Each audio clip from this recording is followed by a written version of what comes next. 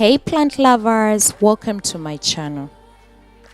Today I'm excited to share how to grow the Brazilian luckywood in water. I love this plant because it brings good fortune and prosperity, and it's incredibly easy to maintain.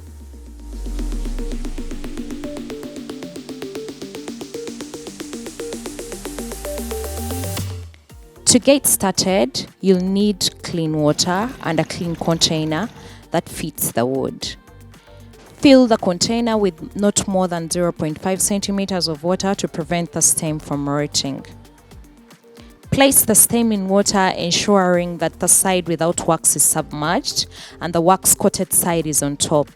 This helps to retain moisture inside the wood.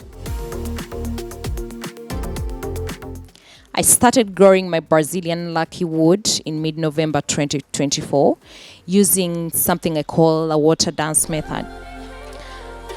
I kept the stem in water for 2 to 3 days and then out of water for the same amount of time.